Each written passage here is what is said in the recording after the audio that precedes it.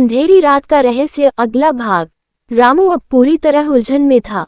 उसने साहस बटोरकर साधु से पूछा, ये सच्चाई क्या है और आप कौन हैं? साधु ने एक लंबी सांस ली और कहा, ये जो मूर्ति तुम देख रहे हो, ये साधारण नहीं है।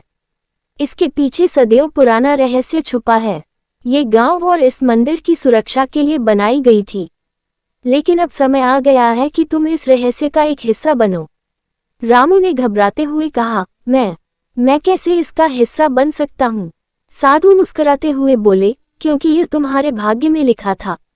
वह किताब जिसे तुमने उठाया, तुम्हारे पुरखों द्वारा बनाई गई थी। ये शक्ति सिर्फ तुम्हारे परिवार की अगली पीढ़ी को ही दी जाती है। अब तुम्हें इसे संभालना होगा। रामू को अब तक यकीन नहीं हो रहा था कि वह ऐसे किसी बड़े रहस्य का हिस्सा बन चुका था। उसने मूर्ति की ओर देखा। उसकी आंखों से एक अजीब सी रोशनी निकल रही थी।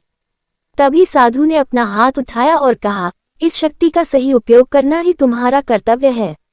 लेकिन याद रहे, अगर तुमने इसे गलत दिशा में इस्तेमाल किया तो इसका परिणाम भयानक हो सकता है।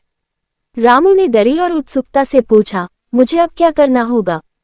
साधु ने उसे एक मणि दी जो चमचमा रही थी। उन्होंने कहा, यह मणि उस शक्ति की चाबी है। इसे मंदिर के सबसे गहरे हिस्से में ले जाकर स्थापित करना होगा ताकि शक्ति संतुलित रहे। लेकिन रास्ते में कई बाधाएं आएंगी जो तुम्हारी परीक्षा लेंगी। रामू ने मणि को थाम लिया और महसूस किया कि उसमें एक अद्भुत ऊर्जा थी। वह मंदिर के गहरे हिस्से की ओर बढ़ने लगा, जहां उसे मणि को स्थापित करना था। हर कदम पर उसकी हिम्मत और धैर्य की परीक्षा हो रही थी। जैसे ही वह अंतिम दरवाजे तक पहुंचा, अचानक से जोरदार गर्जना हुई और दरवाजा खुद ब खुद बंद हो गया।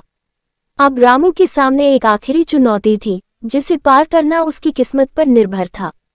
क्या रामू मणि को सही जगह पर स्थापित कर पाएगा या उसे और भी मुश्किलों का सामना करना पड़ेगा?